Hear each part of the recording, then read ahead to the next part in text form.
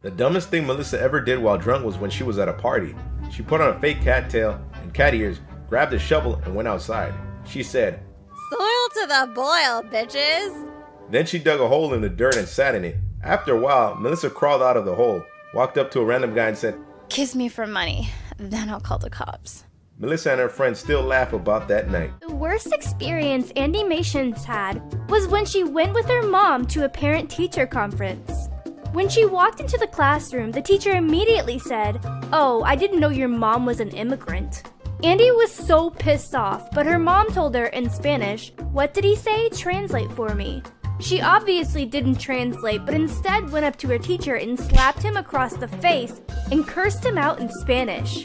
He said, "You're one of them. If I could, I would give you an F, but I can call immigration, you little whore." He screamed it so loudly, everyone in the hallway heard what he said and called the principal.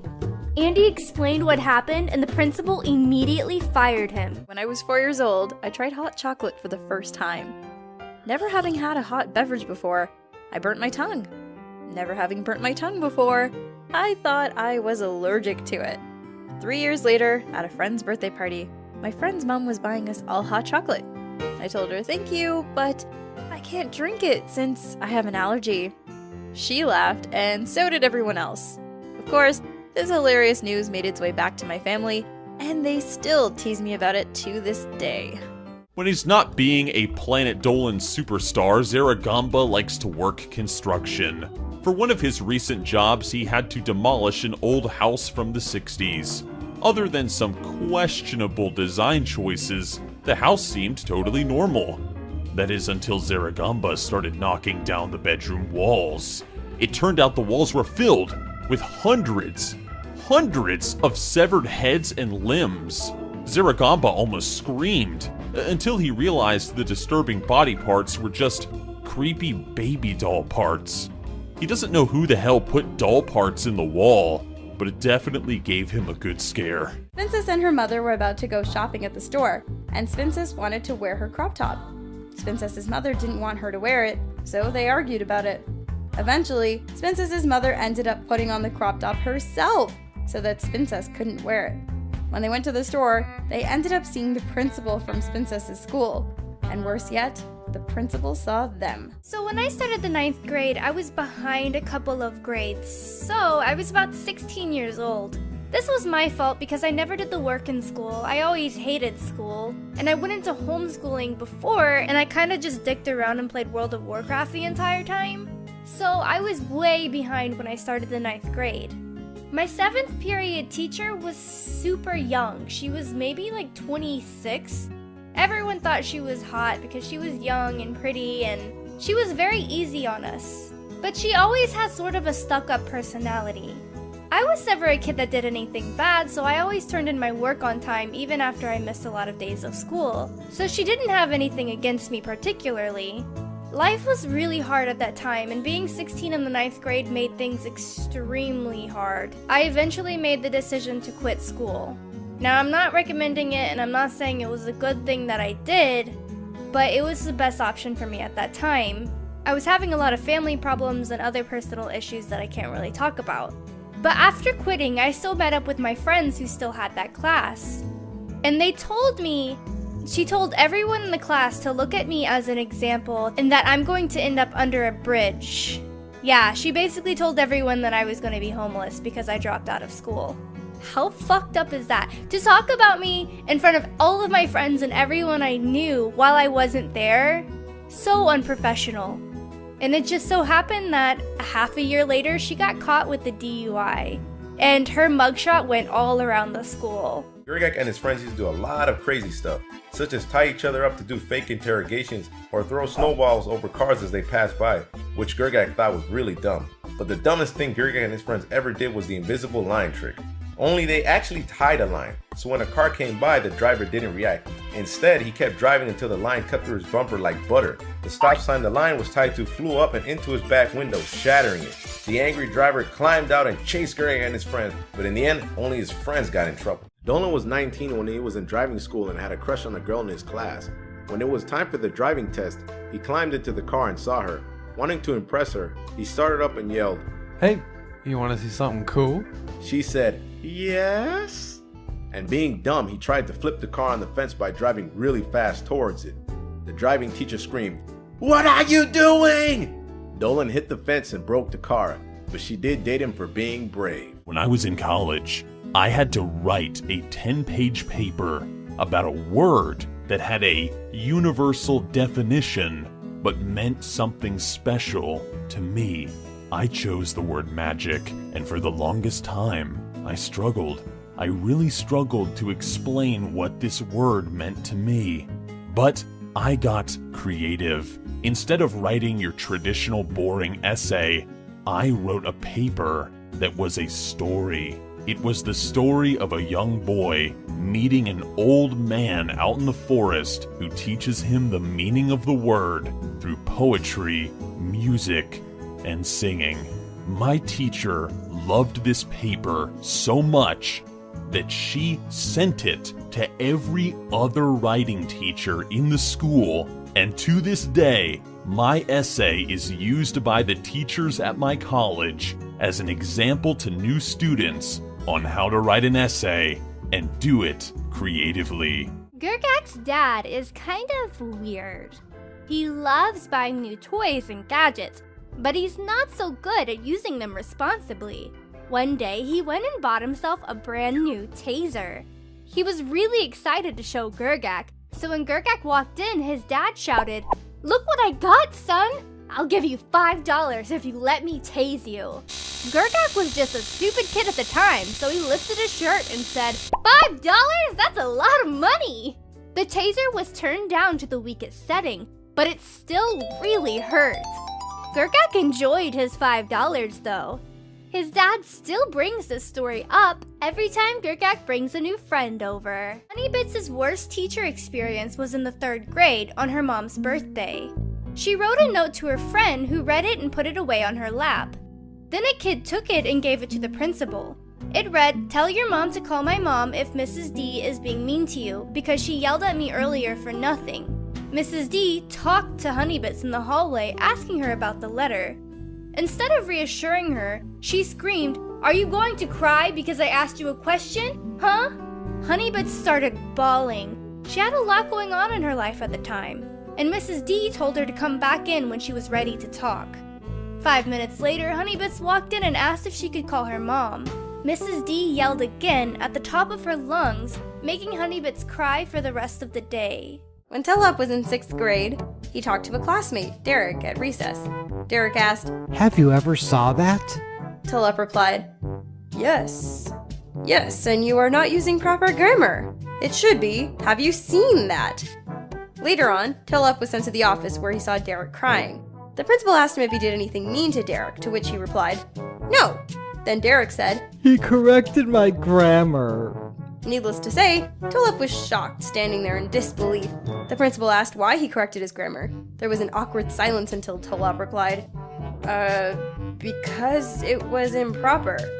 That was when the principal gave him a death stare, sending him back to his classroom.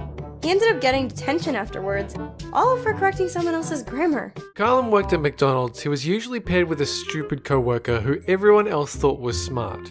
For instance, while Carlin had to fix a gate, his co-worker stood off to the side and played with tape. But perhaps the dumbest thing his co-worker ever did was when Carlin was washing dishes. His co-worker had a habit of washing his hands in the toxic sanitizer liquid, even after complaining about the open sores on his hands. Carlin said, "You have to stop doing that, it's not safe, that stuff is poisonous." His co-worker turned to him and said, "No, it's not, it's perfectly safe." He then proceeded to drink it. The manager saw him drinking it and immediately called an ambulance. The co-worker ended up having to get his stomach pumped. Carlin quit when that same co-worker got a promotion. When Hellbent was a teenager, he was home alone, really bored. He decided to get drunk for something to do. After a bottle of vodka, he thought it would be hilarious to make a prank call. He had a bad case of hiccups, could barely talk. Picked up the phone anyway. He dialed 911. The operator asked him, "This is 911, what is your emergency?" To which Hellbent replied, Hello? Is your refrigerator running?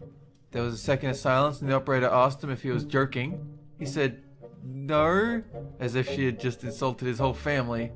5 minutes later, police showed up and Hellbent was sentenced to 1 month in jail. When Dolan was 14, his family went on a road trip. They stopped at a gas station to rest, but after Dolan's dad gave him $40 to buy some snacks, Zaragamba got pissed.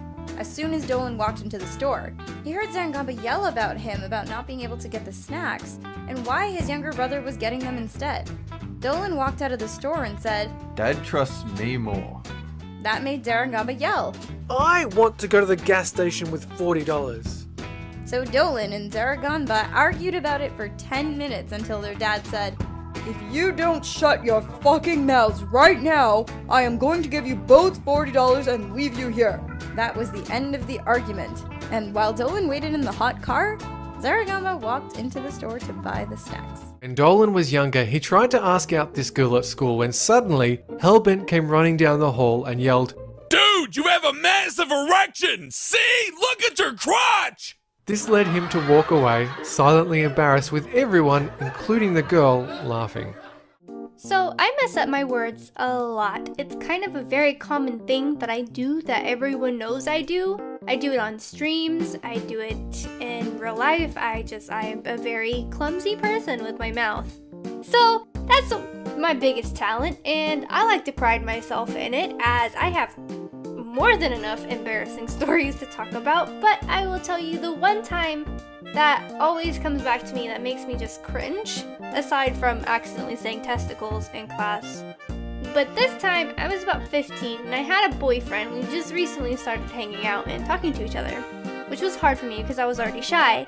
And I wanted to show him this song that I liked, which is a really dumb song. I don't know why I liked it, but hey, I was 15, so whatever. The song is called Date Rape by Sublime, which already will tell you there that the song is just fucking, But I wanted to show off how much of this song I knew. I can sing, I know the lyrics to this song. Listen to me, boyfriend, and I will show you. I fucked up, and there's a specific line that says, if it wasn't for date rape, I'd never get laid. And I proudly screamed, if it wasn't for date rape, I'd never get paid. I immediately knew that he was questioning me, my morals, my sanity, but that's okay because we didn't last very long anyway. When Kyle was 10, he and his family pulled into a restaurant after a long day on the road. Kyle was pretty pissed off because his siblings and parents had been teasing him all day. When they sat down, Kyle was hungry, irritated, complained about everything. He took a look around the restaurant. When he looked back, his fork was missing. This was the final straw for Kyle. Obviously, his siblings had taken it. He slammed his fist down on the table and shouted, Where's my fork? He was so loud that the waitstaff came over to see if everything was okay.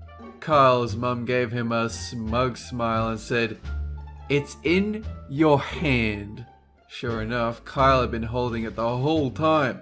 His family lost their shit laughing and Kyle stormed out of the restaurant in embarrassing rage. One day, Slapped Ham bought a few bags of chips, and he told his parents and his brothers not to touch them. After he noticed that all of his chips were gone, he decided to get some more. But this time, though, he hooked up a string near the chips, and when his dad tried to take some, he triggered the string, and a water gun shot him. He is now currently grounded forever. When James Shark was younger, his parents would leave him with his grandmother. Sometimes he would throw fits like every young kid does, but she had no patience whatsoever. So when he misbehaved, she would put him against a wall, and he would have to put a quarter between his nose and the wall. James Shark would have to stand there for an hour, and if the quarter moved, he'd get a spanking. She did that to him because her strict dad did it to her.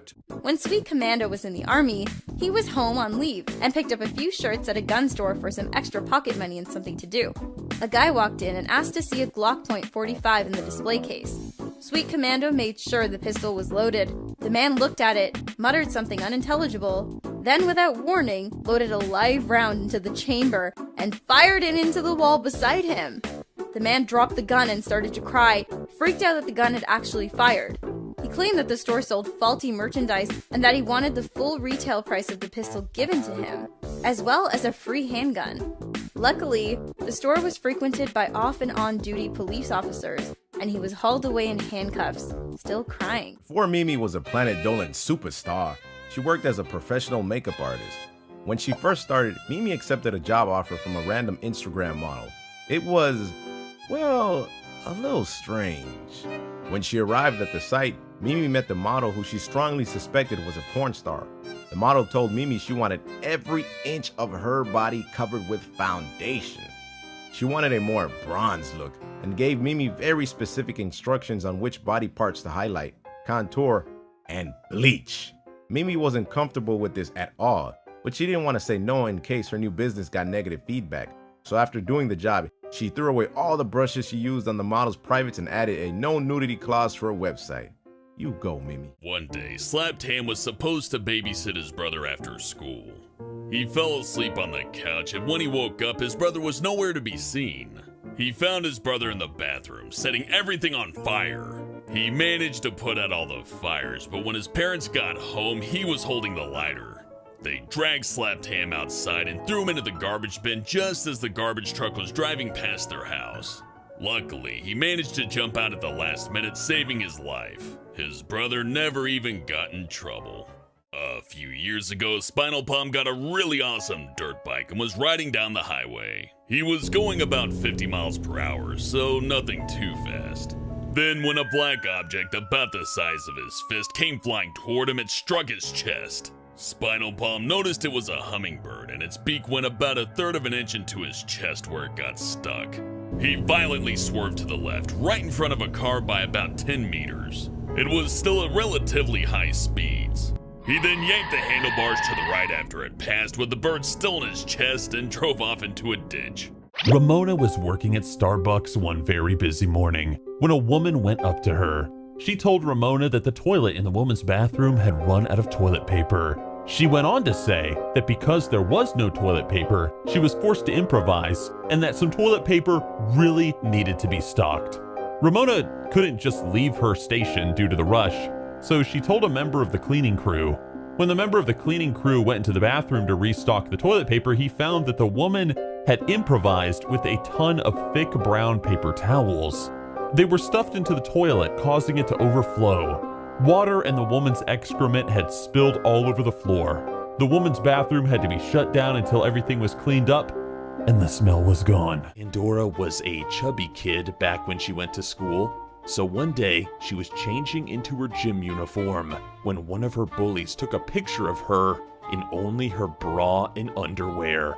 Pandora didn't even know what her bully had done until the next day when she saw about 50 or 60 pictures of herself taped all over the school. They were in the classrooms, bathrooms, and the cafeteria. The students laughed while throwing the picture at her. Luckily for Pandora, it was the end of the year, and she switched schools. One time, Ramona was hanging out at a friend's house when she got a strange message from a woman on Facebook. The woman said that she had recently had sex with Ramona's fiancé, and that she wanted Ramona to know. Ramona's scumbag fiancé had been going around telling girls he was single so that he could sleep with them. Luckily, this woman had found him on Facebook and saw he was engaged. Ramona was devastated, but at least she got out of that shitty relationship before they got married. One time, when Gooby went to the store with her grandma, she saw these beanbags that she wanted to sit on. So when she asked the manager if it was okay to sit on them, the manager said, "Well, yes, it is my advice that you come and sit on my beanbag." After that, Gooby ran to her grandma while freaking out that he had said that. She still gets weird looks from him whenever they go to the store. When he was in 7th grade, Legna's friend Ghost Toast was going to pull a prank on Legna's teacher by giving her powdered donuts, which were actually covered with baking soda. But Legna said, "Dude, there's no way she's gonna fall for that. You prank her way too much. She'll know." Ghost Toast agreed, which left him with a whole box of baking soda covered donuts. So at lunch, Ghost Toast said, "Hey, if you eat this whole box of donuts and then drink this lemonade, I'll give you $10. Legna replied, "Get ready to lose $10! And proceeded to eat the whole box in under 5 minutes. He drank the lemonade and his mouth foamed up instantly. Legna went to the bathroom and washed it all out, and when he came back, Ghost Toast handed him the $10 and said, That has to be the dumbest thing I've ever seen you do for money." Melissa was 13, she had an online relationship with a boy who lived 5 hours away. She couldn't wait to meet him in person, and then one day she got the opportunity to do just that. Her dad came home and told the family he'd been offered a great work opportunity in the town where Melissa's boyfriend lived. Melissa tried to convince them to move and even threw a huge tantrum, shouting, I have no friends, and I'd rather die than stay here! In the end, Melissa's parents agreed to move.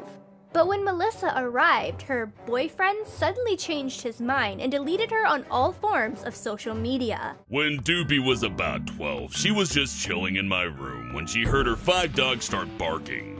She figured everything was cool since it was late and people usually walked by at that time. So she got called outside to see what was going on, and a drunk guy was flirting with her mailbox.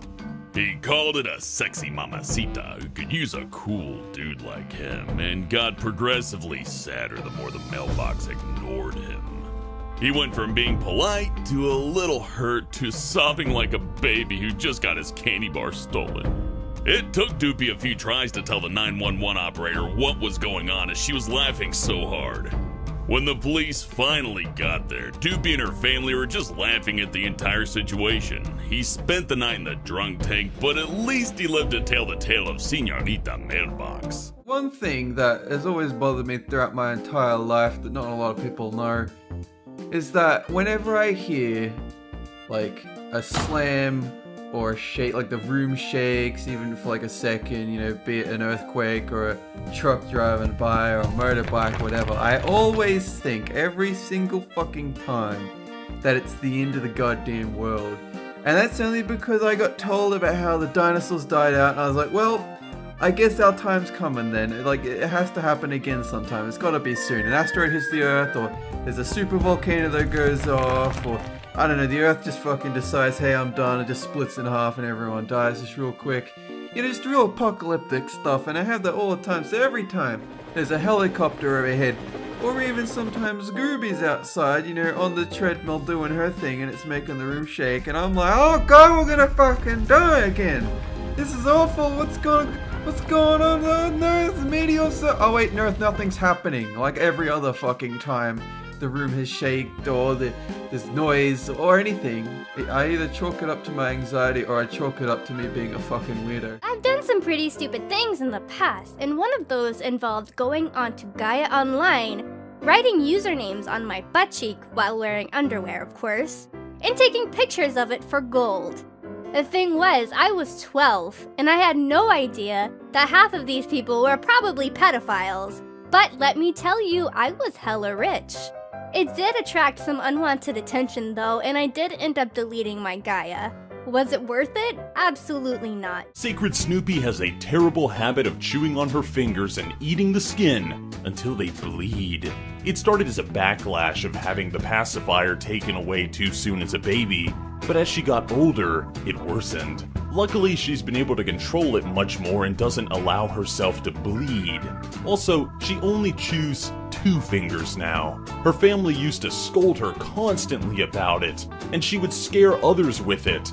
Even Sacred Snoopy's own friends began getting disgusted and told her to stop.